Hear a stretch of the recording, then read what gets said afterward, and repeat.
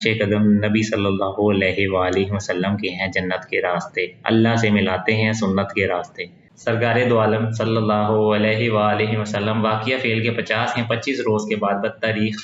8 ربیع الاول پیر یوم 2 شنبہ مطابق ماہ اپریل 570 عیسوی مکہ مکرمہ میں صبح صادق کے وقت ابو طالب کے مکان میں پیدا ہوئے۔ آپ صلی اللہ علیہ وآلہ وسلم کی تاریخ وفات کے بارے میں 3 اقوال یکم ربیع الاول، 2 ربیع الاول اور 12 ربیع الاول ملتے ہیں۔ حضور اکرم صلی اللہ علیہ وآلہ وسلم کی تاریخ ولادت میں اختلاف۔ حضور اکرم صلی اللہ علیہ وآلہ وسلم کا ذکر مبارک ایک اعلیٰ ترین عبادت ہے بلکہ روح ایمان ہے۔ آپ کی ولادت، آپ کا بچپن، آپ کا شباب، آپ کی بعثت، آپ کی دعوت، آپ کا جہاد، آپ کی عبادت نماز، آپ کے اخلاق، آپ کی صورت و سیرت، آپ کا زہد و تقوی، آپ کی صلاح و جنگ، خفگی و غصہ، رحمت و شفقت، تبسم و مسکراہٹ، آپ کا اٹھنا بیٹھنا، چلنا پھرنا، سونا جاگنا، الغرض آپ کی ایک ایک ادا اور ایک ایک حرکت و سکون امت کے لیے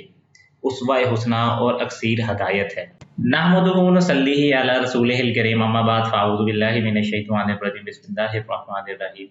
السلام علیکم دوستو، امید کرتا ہوں کہ آپ سب خیریت سے ہوں گے۔ آج میں جس موضوع پر بات کرنے جا رہا ہوں وہ ہے ماہ ربیع الاول۔ ماہ ربیع الاول کے فضائل، مسائل، رسومات و منکرات۔ ربیع الاول اسلامی سال کا تیسرا قمری مہینہ ہے۔ ربیع عربی میں موسم بہار کو کہا جاتا ہے۔ ماہ ربیع الاول کی فضیلت: اس مہینے میں سرور دو عالم حضور اقدس جناب محمد رسول اللہ صلی اللہ علیہ وآلہ وسلم دنیا میں تشریف لائے، اور یہ مقام کسی اور مہینے کو حاصل نہیں۔ اسی لیے جب آپ صلی اللہ علیہ وآلہ وسلم سے پیر کے دن روزے کے بارے میں پوچھا گیا تو آپ صلی اللہ علیہ وآلہ وسلم نے اس کی فضیلت کی ایک وجہ یہ بیان فرمائی کہ اس دن میں پیدا ہوا۔ جب پیر کے دن روزہ کو حضور صلی اللہ علیہ وآلہ وسلم کی ولادت کی وجہ سے فضیلت حاصل ہے تو ماہ ربیع الاول کو بھی آپ صلی اللہ علیہ وآلہ وسلم کی ولادت کا مہینہ ہونے کی خاص حیثیت کے اعتبار سے سال بھر کے تمام مہینوں پر فضیلت و فوقیت حاصل ہے۔ حضور اقدس صلی اللہ علیہ وآلہ وسلم کی ولادت باسعادت۔ تمام مورخین اور اصحاب سیر کا اس بات پر اتفاق ہے کہ رسول اکرم صلی اللہ علیہ وآلہ وسلم کی ولادت باسعادت عید کے دن ہوئی،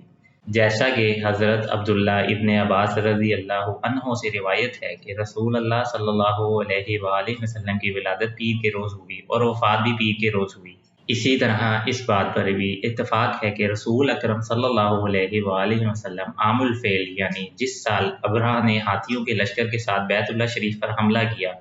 میں پیدا ہوئے، اور جمہور اہل علم کا مسلک یہ ہے کہ آپ صلی اللہ علیہ وآلہ وسلم ماہ ربیع الاول میں پیدا ہوئے۔ رسول اکرم صلی اللہ علیہ وآلہ وسلم کی تاریخ ولادت اس بارے میں مورخین اور سیرت نگاروں کے متعدد اقوال ہیں۔ کسی نے ربیع الاول کی 2 تاریخ کہا، کسی نے 8، کسی نے 10، کسی نے 12، کسی نے 17، کسی نے 18 اور کسی نے 22 ربیع الاول کہا، اور بہت سے محققین نے 12 کی بجائے 9 ربیع الاول کو یوم ولادت ثابت کیا ہے۔ سرکار دو عالم صلی اللہ علیہ وآلہ وسلم واقعہ فعل کے 50 یا 25 روز کے بعد بتاریخ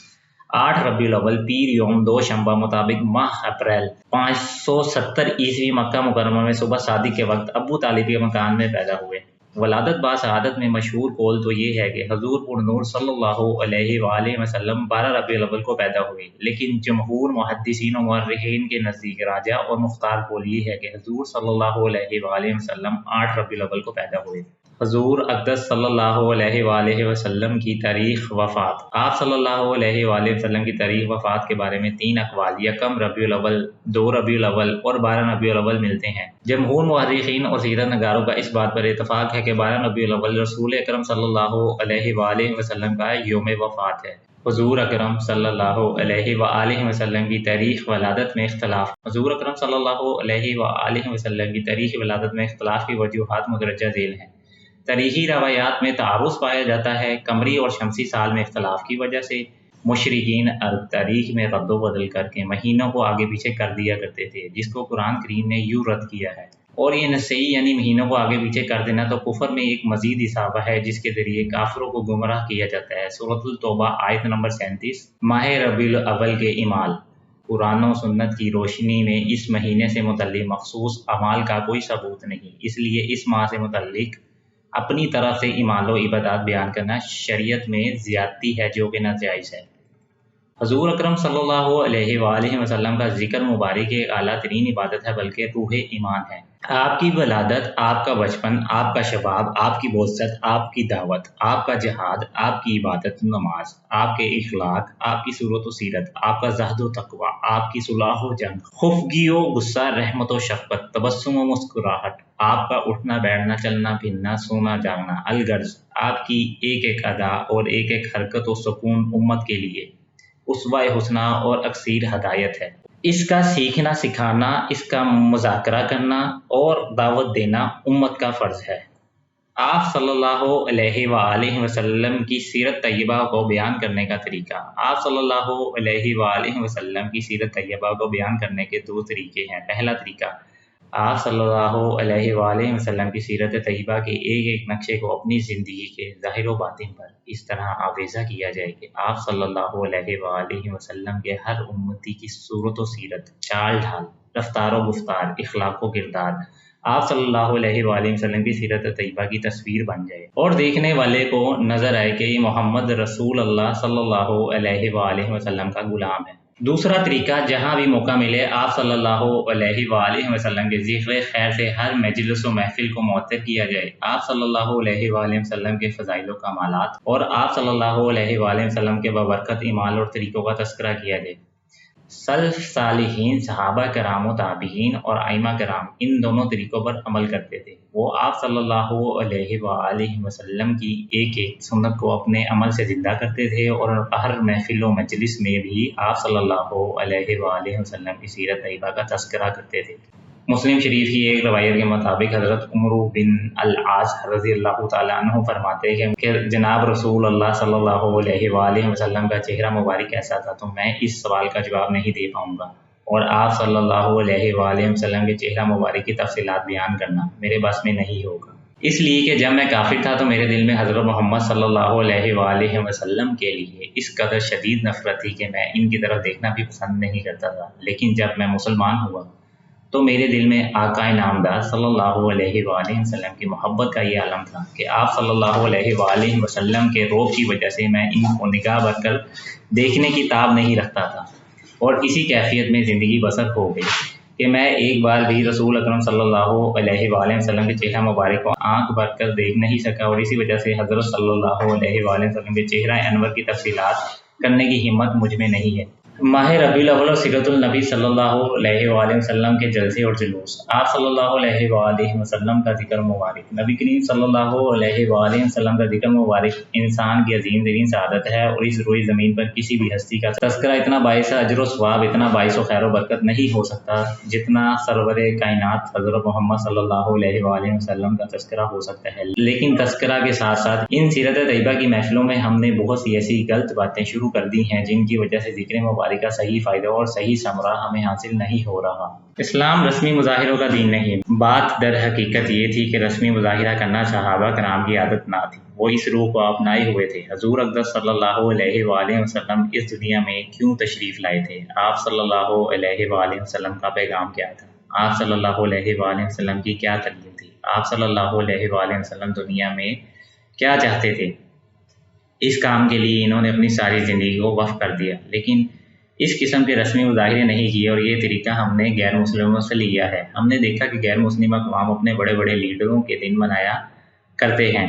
اور ان دنوں میں خاص جشن اور خاص محفل منعقد کرتے ہیں، اور ان کی دیکھا دیکھی ہم نے سوچا کہ ہم بھی نبی کریم صلی اللہ علیہ وآلہ وسلم کے تذکرہ کے لیے عید میلاد النبی منائیں گے، اور یہ نہیں دیکھا کہ جن لوگوں کے نام پر کوئی دن منایا جاتا ہے در حقیقت وہ لوگ ہوتے ہیں جن کی زندگی کے تمام لمحات کو قابل غور اقتداء اور قابل تقلید نہیں سمجھا جاتا، بلکہ یا تو وہ سیاسی لیڈر ہوتا ہے یا کسی اور دنیاوی معاملے میں لوگوں کا قائد ہوتا ہے، تو صرف اس کی یاد تازہ کرنے کے لیے اس کا دن منایا گیا، لیکن اس قائد کے بارے میں یہ نہیں کہا جا سکتا کہ اس کی زندگی کا ایک ایک لمحہ قابل تقلید ہے، اور اس نے دنیا میں جو کچھ کیا وہ صحیح کیا ہے، وہ معصوم اور غلطیوں سے پاک تھا، لہٰذا اس کی ہر چیز کو اپنایا جائے۔ لیکن یہاں تو سرکار دو عالم صلی اللہ علیہ وآلہ وسلم کے بارے میں اللہ تعالیٰ ارشاد فرماتے ہیں کہ ہم نے آپ کو بھیجا ہی اس مقصد کے لیے تھا کہ آپ انسانیت کے سامنے ایک مکمل اور بہترین نمونہ پیش کریں، ایسا نمونہ بن جائے جس کو دیکھ کر لوگ نقل کریں، اس کی تقلید کریں، اس پر عمل پیرا ہوں، اپنی زندگی کو اس کے مطابق ڈھالنے کی کوشش کریں۔ اس غرض کے لیے نبی کریم صلی اللہ علیہ وآلہ وسلم کو اس دنیا میں بھیجا گیا تھا۔ آپ صلی اللہ علیہ وآلہ وسلم کی زندگی کا ہر ایک لمحہ ہمارے لیے ایک مثال ہے، ایک نمونہ ہے، ایک قابل تقلید عمل ہے، اور ہمیں آپ صلی اللہ علیہ وآلہ وسلم کی زندگی کے ایک لمحے کی نقل اتارنی ہے، اور ایک مسلمان کی حیثیت سے ہمارا یہ فریضہ ہے۔ لہذا ہم نبی کریم صلی اللہ علیہ وآلہ وسلم کو دوسرے لیڈروں پر قیاس نہیں کر سکتے کہ ان کا ایک دن منایا اور بات ختم ہو گئی،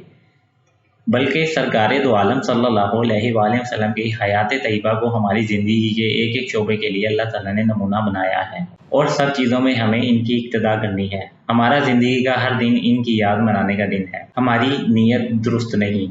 دوسری بات یہ ہے کہ سیرت کی محفلیں اور جلسے جگہ جگہ منعقد ہوتے ہیں، اور ان میں نبی کریم صلی اللہ علیہ وآلہ وسلم کی سیرت طیبہ کو بیان کیا جاتا ہے، لیکن بات دراصل یہ ہے کہ کام کتنا ہی اچھے سے اچھا کیوں نہ ہو، مگر جب تک کام کرنے والے کی نیت صحیح نہیں ہوگی، جب تک اس کے دل میں داعیہ اور جذبہ صحیح نہیں ہوگا، اس وقت وہ کام بیکار ہے، بے فائدہ۔ اس کے دل میں بعض اوقات مضر، نقصان دہ اور باعث گناہ بن جاتا ہے۔ دیکھیے نماز کتنا اچھا عمل ہے اور اللہ تعالیٰ کی عبادت ہے، اور قرآن و حدیث نماز کے فضائل سے بھرے ہوئے ہیں، لیکن اگر کوئی شخص نماز اس لیے پڑھ رہا ہے کہ لوگ مجھے نیک، متقی اور پارسا سمجھے، ظاہر ہے کہ وہ ساری نماز عقارت ہے، بے فائدہ ہے، بلکہ ایسی نماز پڑھنے سے ثواب کی بجائے الٹا گناہ ہوگا۔ حدیث شریف میں حضور اقدس صلی اللہ علیہ وآلہ وسلم نے ارشاد فرمایا کہ جو شخص لوگوں کو دکھانے کے لیے نماز پڑھے تو گویا اس نے اللہ کے ساتھ دوسرے کو شریک ٹھہرایا، اس لیے کہ نماز اللہ کو راضی کرنے کے لیے نہیں پڑھ رہا، بلکہ مخلوق کو راضی کرنے کے لیے اور مخلوق میں اپنا تقویٰ اور نیکی کا روب جمانے کے لیے پڑھ رہا ہے۔ اس لیے وہ ایسا ہے جیسے اس نے اللہ کے ساتھ مخلوق کو شریک ٹھہرایا۔ اتنا اچھا کام تھا، لیکن صرف نیت کی خرابی کی وجہ سے بیکار ہو گیا اور الٹا باعث گناہ بن گیا۔ یہی معاملہ سیرت طیبہ کے سننے اور سنانے کا ہے۔ اگر کوئی شخص سیرت طیبہ کو صحیح مقصد، صحیح نیت اور صحیح جذبے سے سنتا اور سناتا ہے تو یہ کام بلا شبہ عظیم الشان ثواب کا کام ہے، باعث خیر و برکت ہے اور زندگی میں انقلاب لانے کا موجب ہے۔ لیکن اگر کوئی شخص سیرت طیبہ کو صحیح نیت سے نہیں سنتا اور صحیح نیت سے نہیں سناتا، بلکہ اس کے ذریعے سے کچھ اغراض و مقاصد دل میں چھپے ہوئے ہیں، اور جن کے تحت سیرت طیبہ، کیس، جلسے اور محفلیں منعقد کی جا رہی ہیں، بڑے گھاٹے کا سودا ہے۔ اس لیے ظاہر میں تو نظر آ رہا ہے کہ آپ بہت نیک کام کر رہے ہیں، لیکن حقیقت میں وہ الٹا گناہ کا سبب بن رہا ہے اور اللہ تعالیٰ کے عذاب اور عذاب کا سبب بن رہا ہے۔ اس نقطہ نظر سے اگر ہم اپنا جائزہ لے کر دیکھیں اور سچے دل سے نیک نیتی کے ساتھ اپنے گریبان میں منہ ڈال کر دیکھیں، ان تمام محفلوں میں جو کراچی سے پشاور تک منعقد ہو رہی ہیں، کیا ان کے منتظمین اس بنا پر محفل منعقد کر رہے ہیں کہ ہمارا مقصد اللہ تعالیٰ کو راضی کرنا ہے اور اللہ کے رسول صلی اللہ علیہ وآلہ وسلم کی پیروی مقصود ہے؟ کیا اس کے لیے محفل منعقد کر رہے ہیں کہ نبی کریم صلی اللہ علیہ وآلہ وسلم کی جو تعلیمات ان محفلوں میں سنیں گے، اس کو اپنی زندگی میں ڈھالنے کی کوشش کریں گے؟ بعض اللہ کے نیک بندے ایسے بھی ہوں گے جن کی یہ نیت ہوگی، لیکن ایک عام طرز عمل دیکھیے تو یہ نظر آئے گا کہ محفل منعقد کرنے کے مقاصد ہی کچھ اور ہیں، نیتیں ہی کچھ اور ہیں۔ یہ نیت نہیں ہے کہ اس جلسے میں شرکت کے بعد ہم نبی کریم صلی اللہ علیہ وآلہ وسلم کی سنت پر عمل پیرا ہونے کی کوشش کریں گے، بلکہ نیت یہ ہے کہ محلے کی کوئی انجمن ہے جو اپنا اثر و رسوخ بڑھانے کے لیے جلسہ منعقد کر رہی ہے، اور یہ خیال ہے کہ جلسہ سیرت النبی کرنے سے ہماری انجمن کی شہرت ہو جائے گی۔ کوئی جماعت اس لیے جلسہ سیرت النبی منعقد کر رہی ہے کہ اس جلسہ کے ذریعے ہماری تعریف ہوگی کہ بڑا شاندار جلسہ کیا، بڑے اعلیٰ درجے کے مقررین بلائے اور بڑے مجمع نے اس میں شرکت کی اور مجمع نے ان کی بڑی تحسین کی۔ کہیں جلسے اس لیے منعقد ہو رہے ہیں کہ اپنی بات کہنے کا کوئی اور موقع تو ملتا نہیں ہے، کوئی سیاسی بات ہے یا کوئی فرقہ وارانہ بات ہے جس کو کسی اور پلیٹ فارم پر ظاہر نہیں کیا جا سکتا، اس لیے سیرت النبی کا ایک جلسہ منعقد کر لیں اور اس میں اپنے دل کی بڑھاس نکال لیں۔ چنانچہ اس جلسے میں پہلے حضور اقدس صلی اللہ علیہ وآلہ وسلم کی تعریف اور توصیف کے 2-4 جملے بیان ہوں گے، اور اس کے بعد پوری تقریر میں اپنے مقاصد بیان ہو رہے ہیں اور فریق مخاطب پر بمباری ہو رہی ہے۔ اس غرض کے لیے جلسے منعقد ہو رہے ہیں۔ پھر دیکھنے کی بات یہ ہے کہ اگر واقعتاً سچے دل سے سرکار دو عالم صلی اللہ علیہ وآلہ وسلم کی تعلیمات پر عمل کرنے کی نیت سے ہم نے یہ تو محفلیں منعقد کی ہوتی تو ہمارا طرز عمل کچھ اور ہوتا۔ ایک گھر میں ایک محفل میلاد منعقد ہو رہی ہے، اب اگر اس محفل میں اس کا کوئی دوست یا رشتہ دار شریک نہیں ہوا تو اس کو برا بھلا کہا جا رہا ہے اور اس پر ملامت کی جا رہی ہے، اور اس سے شکایتیں ہو رہی ہیں کہ اس محفل میں شرکت کرنے والوں کی نیت یہ نہیں کہ سرکار دو عالم صلی اللہ علیہ وآلہ وسلم کی سیرت کو سننا اور اس پر عمل کرنا ہے، بلکہ نیت یہ ہے کہ کہیں محفل منعقد کرنے والے ہم سے ناراض نہ ہو جائیں اور ان کے دل میں شکایت پیدا نہ ہو جائے کہ اللہ کو راضی کرنے کی فکر نہیں ہے، محفل منعقد کرنے والے کو راضی کرنے کی فکر ہے۔ کوئی شخص اس لیے جلسے میں شرکت کر رہا ہے کہ اس میں فلاں مقرر صاحب تقریر کریں گے، ذرا جا کر دیکھیں کہ وہ کیسی تقریر کرتے ہیں۔ سنا ہے کہ بڑے جوشیلے اور شاندار مقرر ہیں، بڑی دھواں دار تقریر کرتے ہیں، کوئی کہ تقریر کا مزہ لینے کے لیے جا رہے ہیں، تقریر کے جوش و خروش کا اندازہ کرنے کے لیے جا رہے ہیں،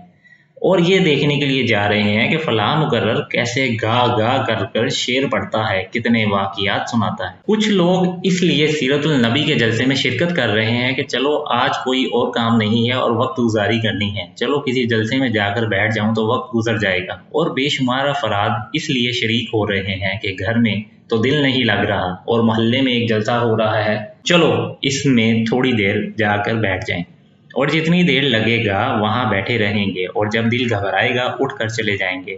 لہٰذا مقصد یہ نہیں ہے کہ سرکار دو عالم صلی اللہ علیہ وآلہ وسلم کی سیرت طیبہ کو حاصل کیا جائے، بلکہ مقصد یہ ہے کہ کچھ وقت گزاری کا سامان ہو جائے۔ اگرچہ بعض اوقات اس طرح وقت گزاری کے لیے جانا بھی فائدہ مند ہو جاتا ہے، اللہ کے رسول کی کوئی بات کان میں پڑ جاتی ہے اور اس سے انسان کی زندگی بدل جاتی ہے، ایسے واقعات بھی ہوئے ہیں، لیکن نیت کی بات کر رہا ہوں کہ جاتے وقت نیت درست نہیں ہوتی۔ یہ نیت نہیں ہوتی کہ میں جا کر رسول اللہ صلی اللہ علیہ وآلہ وسلم کی سیرت سن کر اس پر عمل پیرا ہوں گا۔ آپ صلی اللہ علیہ وآلہ وسلم کی سنتوں کا مذاق اڑایا جا رہا ہے۔ تیسری بات یہ ہے کہ انہی سیرت طیبہ کے نام پر منعقد ہونے والی محفلوں میں آئین محفل کے دوران ہم ایسے کام کرتے ہیں جو سرکار دو عالم محمد مصطفیٰ صلی اللہ علیہ وآلہ وسلم کے ارشادات کے قطعی خلاف ہیں۔ آپ صلی اللہ علیہ وآلہ وسلم کی سنتوں کا ذکر کیا جا رہا ہے، لیکن عملاً ہم ان تعلیمات کا، ان سنتوں کا، ان ہدایات کا مذاق اڑا رہے ہیں جو نبی کریم صلی اللہ علیہ وآلہ وسلم لے کر آئے تھے۔ چنانچہ ہمارے معاشرے میں اب ایسی محفلیں کثرت سے ہونے لگی ہیں جن میں مخلوط اجتماع اور عورتیں اور مرد ساتھ بیٹھے ہوئے ہیں اور سیرت طیبہ کا بیان ہو رہا ہے۔ نبی کریم صلی اللہ علیہ وآلہ وسلم نے عورتوں کو فرمایا کہ اگر تمہیں نماز پڑھنی ہو تو مسجد کی بجائے گھر میں پڑھو، اور گھر میں صحن کی بجائے کمرے میں پڑھو، اور کمرے میں بہتر یہ ہے کہ کوٹھری میں پڑھو۔ عورت کے بارے میں آپ صلی اللہ علیہ وآلہ وسلم یہ حکم دے رہے ہیں، لیکن انہی سرکار دو عالم صلی اللہ علیہ وآلہ وسلم کا ذکر مبارک ہو رہا ہے جس میں عورتیں اور مرد مخلوط اجتماعات میں شریک ہیں، اور کسی اللہ کے بندے کو یہ خیال نہیں آتا کہ سیرت طیبہ کے ساتھ ساتھ کیا مذاق ہو رہا ہے۔ پوری آزمائش اور زیبائش کے ساتھ سج دھج کے بے پردہ ہو کر خواتین شریک ہو رہی ہیں اور مرد بھی ساتھ موجود ہیں۔ نبی کریم سرکار دو عالم صلی اللہ علیہ وآلہ وسلم نے ارشاد فرمایا تھا کہ مجھے جس کام کے لیے بھیجا گیا ہے اس میں سے ایک اہم کام یہ ہے کہ میں ان باجوں بانسریوں کو اور ساز و سرور کو اور آلات موسیقی کو اس دنیا سے مٹا دوں، لیکن آج ہی سرکار دو عالم صلی اللہ علیہ وآلہ وسلم کے نام پر محفل منعقد ہو رہی ہے، جلسہ ہو رہا ہے، اور اس میں ساز و سرور کے ساتھ نعت پڑھی جا رہی ہے،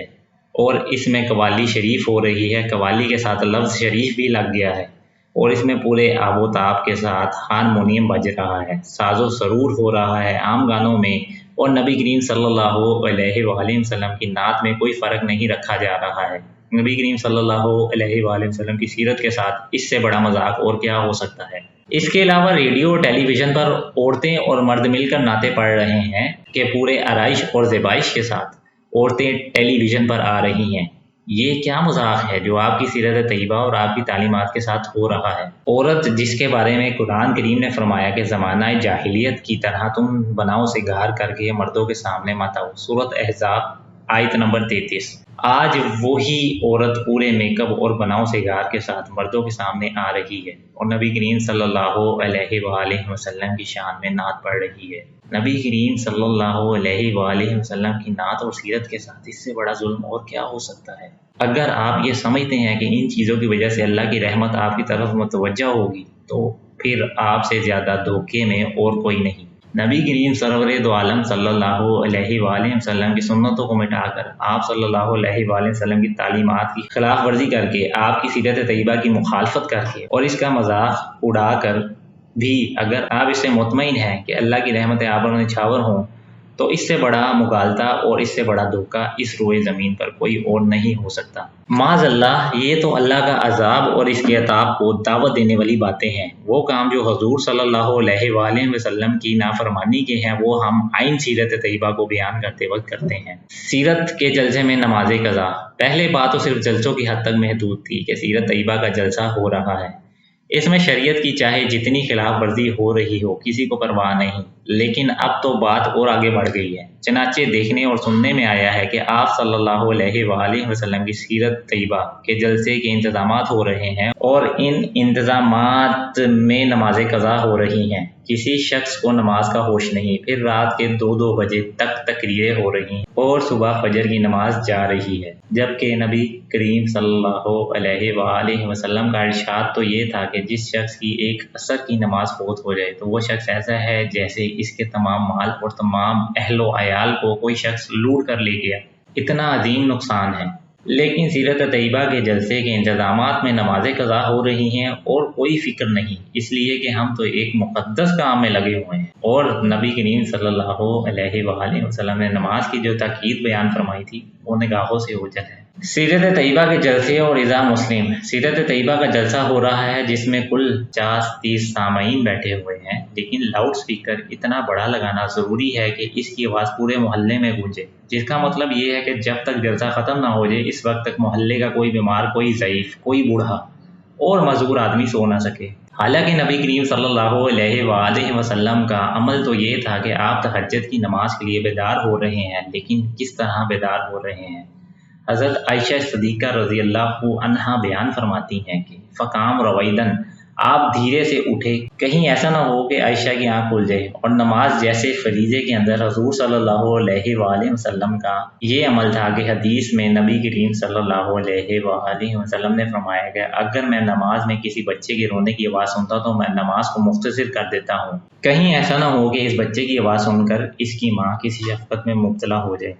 لیکن یہاں بلا ضرورت بغیر کسی وجہ کے صرف 30-25 سامعین کو سنانے کے لیے اتنا بڑا لاؤڈ سپیکر نصب ہے کہ کوئی ضعیف بیمار آدمی اپنے گھر میں سو نہیں سکتا، اور انتظام کرنے والے اس سے بے خبر ہیں کہ کتنے بڑے کبیرہ گناہ کا ارتکاب ہو رہا ہے، اس لیے کہ اذا مسلم کبیرہ گناہ ہے، اس کا کسی کو احساس نہیں۔ دوسروں کی نکالی میں جلوس، ہمارا سارا یہ طرز عمل در حقیقت نیت درست نہیں۔ نبی کریم صلی اللہ علیہ وآلہ وسلم کی تعلیمات کو اپنانے اور اس پر عمل کرنے کی نیت نہیں ہے، بلکہ مقاصد کچھ اور ہیں۔ اور جیسا کہ میں نے عرض کیا، پہلے صرف جلوسوں کی حد تک بات تھی، اب تو جلوسوں سے آگے بڑھ کر جلوس نکلنا شروع ہو گئے،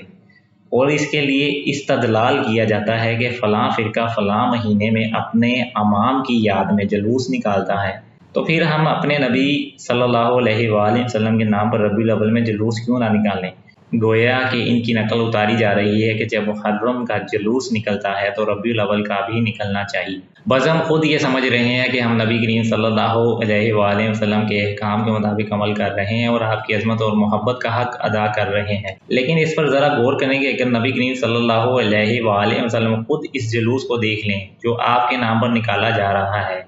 تو کیا آپ صلی اللہ علیہ وآلہ وسلم اس کو گوارا اور پسند فرمائیں گے؟ نبی کریم صلی اللہ علیہ وآلہ وسلم تو ہمیشہ اس امت کو ان رسمی مظاہروں سے اجتناب کی تلقین فرمائی۔ چنانچہ آپ صلی اللہ علیہ وآلہ وسلم نے فرمایا کہ ظاہری اور رسمی چیزوں کی طرف جانے کی بجائے میری تعلیمات کی روح کو دیکھو اور میری تعلیمات کو اپنانے کی کوشش کرو۔ صحابہ کرام رضوان اللہ تعالی علیہم اجمعین کی پوری حیات طیبہ میں کوئی ایک شخص ایک نظیر یا ایک مثال اس بات پر پیش کر سکتا ہے نبی کریم صلی اللہ علیہ وآلہ وسلم کی سیرت کے نام پر ربیع الاول میں یا کسی مہینے میں کوئی جلوس نکالا گیا ہو، بلکہ پورا 1400 سال کی تاریخ میں کوئی ایک مثال کم از کم مجھے تو نہیں ملی کہ کسی نے آپ کے نام پر جلوس نکالا ہو۔ ہاں، شیعہ حضرات محرم میں اپنے امام کے نام پر جلوس نکالا کرتے تھے، ہم نے سوچا کہ ان کی نکالی میں ہم بھی جلوس نکالیں گے۔ حالانکہ نبی کریم صلی اللہ علیہ وآلہ وسلم کا ارشاد ہے جو شخص کسی قوم کے ساتھ مشابہت اختیار کرتا ہے وہ ان میں سے ہو جاتا ہے، ابو داؤد حدیث نمبر 4031۔ اور صرف جلوس نکالنے پر اکتفا نہیں کیا، بلکہ اس سے بھی آگے بڑھ کر یہ ہو رہا ہے کہ کعبہ شریف کی شبیہیں بنائی جا رہی ہیں،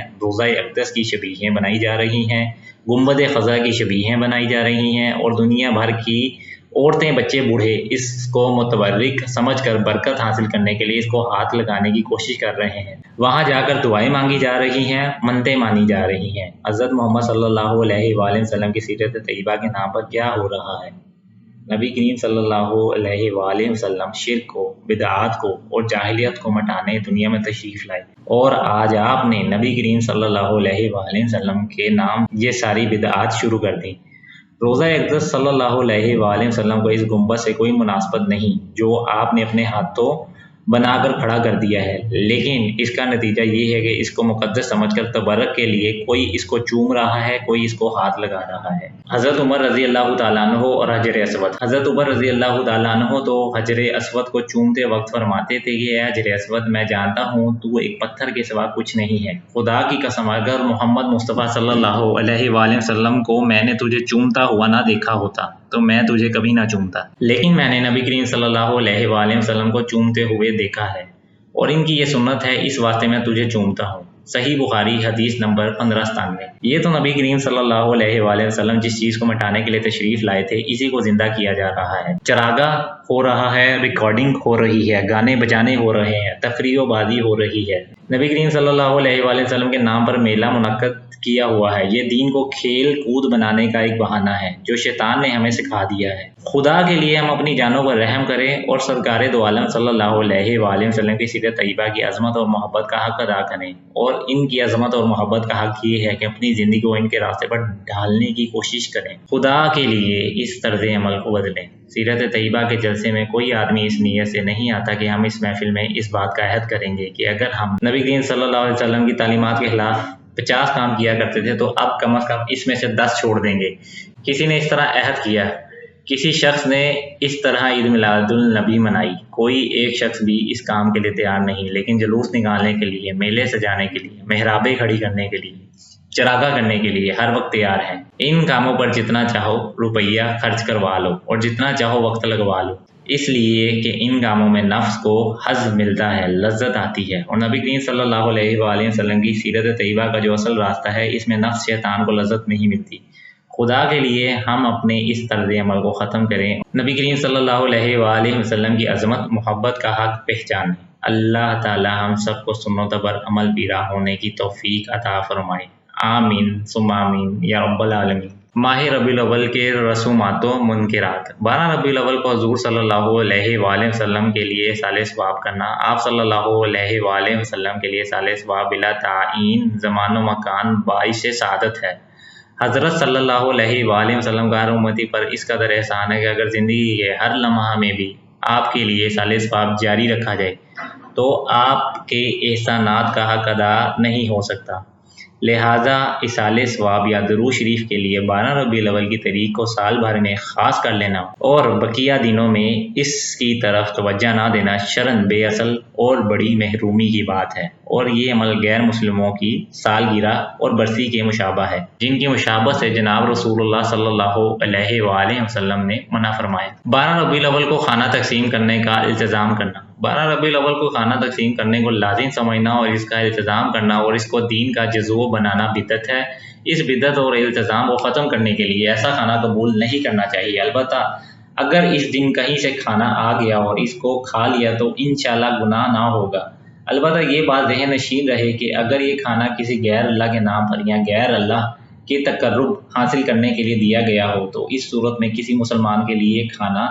حلال نہیں ہے۔ اب چونکہ یہ پتہ لگانا مشکل ہے کہ کس نے کس نیت سے دیا ہے، کیونکہ عوام میں جہالت عام ہے اور صحیح عقائد کے علم کا فقدان ہے، اس لیے ایسے کھانے سے پرہیز کرنا چاہیے۔ 12 ربیع الاول کا روزہ رکھنے کا حکم۔ حضرت ابو قتادہ انصاری رضی اللہ عنہ سے روایت ہے کہ رسول اللہ صلی اللہ علیہ وآلہ وسلم سے سوموار کے روزے کے بارے میں سوال کیا گیا تو آپ صلی اللہ علیہ وآلہ وسلم نے فرمایا اس دن میری پیدائش ہوئی ہے اور اسی دن مجھ پر وحی نازل ہوئی۔ حضرت ابو ہریرہ رضی اللہ تعالیٰ عنہ سے روایت ہے کہ نبی صلی اللہ علیہ وآلہ وسلم نے فرمایا پیر اور جمعرات کے دن اعمال اللہ کے ہاں پیش کیے جاتے ہیں، میں چاہتا ہوں کہ میرا عمل روزے کی حالت میں پیش ہو۔ ان احادیث سے پتہ چلا کہ نبی صلی اللہ علیہ وآلہ وسلم نے پیر کے دن جیسے اپنی پیدائش کی خوشی میں روزہ رکھا ایسے ہی اس دن کی فضیلت کی وجہ سے روزہ رکھا، کیونکہ اس دن میں آپ پر وحی نازل ہوئی اور اسی دن اعمال اللہ کے ہاں پیش کیے جاتے ہیں۔ چنانچہ آپ صلی اللہ علیہ وآلہ وسلم نے پسند فرمایا کہ آپ کا عمل روزے کی حالت میں پیش ہو۔ معلوم ہوا کہ آپ کی پیدائش کا اس دن ہونا اس دن روزہ رکھنے کے بہت سے اسباب میں سے ایک ہے۔ چنانچہ کوئی شخص پیر کا روزہ اس وجہ سے رکھتا ہے کہ آپ صلی اللہ علیہ وآلہ وسلم نے رکھا تو یہ اچھی بات ہے اور سنت کے موافق بھی ہے۔ یہ معمول سارا سال ہی حسب طاقت جاری رہنا چاہیے، لیکن سال کے کسی دن کو نبی صلی اللہ علیہ وآلہ وسلم کی پیدائش کی وجہ سے روزے کے لیے خاص کرنا بدعت ہے۔ 12 ربیع الاول کو کاروبار بند رکھنا۔ بعض لوگ 12 ربیع الاول کو چھٹی کرتے ہیں اور اس دن کاروبار کرنے کو گناہ سمجھتے ہیں۔ واضح رہے کہ 12 ربیع الاول کو کاروبار بند رکھنے یا جاری رکھنے سے متعلق شریعت میں کوئی خاص حکم موجود نہیں ہے۔ کوئی شخص ویسے ہی چھٹی کر لے یا انتظامی اعتبار سے چھٹی ہو تو اس میں کوئی مضاحکہ نہیں، لیکن یہ چھٹی ثواب یا شریعت کا کوئی حکم نہیں۔ ربیع الاول کے مہینے کی خوشخبری دینا۔ بعض لوگ ماہ ربیع الاول کے آتے ہی ایک حدیث نشر کرنا شروع کر دیتے ہیں، جو بھی اس فضیلت والے ماہ کی مبارکباد سب سے پہلے دے گا اس پر جہنم کی آگ حرام ہو جائے گی۔ یہ موضوع اور من گھڑت روایت ہے۔ اس روایت کی سند حدیث کی کتابوں میں نہیں ملی اور خود ساختہ اور من گھڑت ہونے کی علامات اس حدیث پر بالکل واضح ہیں، اس لیے اس کی نبی صلی اللہ علیہ وآلہ وسلم کی طرف نسبت کرنا جائز نہیں۔ خلاصہ کلام، اصل ربیع الاول اس کا ہے جو رات دن ہر وقت حضور صلی اللہ علیہ وآلہ وسلم کو یاد رکھتا ہے۔ سال میں ایک مہینے کے لیے نہیں، ایک دن کے لیے نہیں، 12 ربیع الاول کے لیے نہیں، جس کی ہر سانس 12 ربیع الاول ہے، جو اللہ کے نبی کی سنت پر زندہ رہتا ہے۔ ہر سانس میں سوچتا ہے اور اہل علم سے پوچھتا ہے کہ یہ خوشی کیسے مناؤں، شادی کیسے ہو، غمی کیسے ہو، ساری سنتیں پوچھتا ہے اور سنت پوچھ کر سنت کے مطابق خوشی اور غمی کی تقریبات کرتا ہے۔ تو جس کی ہر سانس سرور عالم صلی اللہ علیہ وآلہ وسلم کی سنت پر فدا ہو، اس کی ہر سانس 12 ربیع الاول ہے۔ جو شخص آپ کی سنت پر عمل کر رہا ہے، اس کا روزانہ 12 ربیع الاول ہے، کیونکہ آپ کے دنیا میں تشریف لانے کا مقصد یہی ہے کہ امت آپ کے نقش قدم کی اتباع کرے، کیونکہ نقش قدم نبی صلی اللہ علیہ وآلہ وسلم کے ہیں جنت کے راستے، اللہ سے ملاتے ہیں سنت کے راستے۔ جی دوستو، میں امید کرتا ہوں کہ جو باتیں میں نے کی، جو کچھ اس میں بیان کیا، شریعتاً بالکل ٹھیک تھا اور اس میں کوئی مضاحکہ خیز بات نہیں ہے اور کوئی ایسی بات میں نے نہیں کی جو کہ آپ صلی اللہ علیہ وآلہ وسلم صحابہ کرام سے ثابت نہ ہو۔ اگر کوئی بات میرے سے غلط ہوئی ہو تو میری اصلاح کیجیے گا، کمنٹ کر کے اپنی قیمتی رائے سے آگاہ کریں۔ بہت شکریہ، جزاک اللہ خیر۔ ویڈیو کو شیئر کریں اور پسند آئے اور لوگوں کو بھی بتائیں تاکہ ہم لوگ صحیح عمل کر سکیں اور صحیح راستہ اختیار کر سکیں۔ جزاک اللہ خیر۔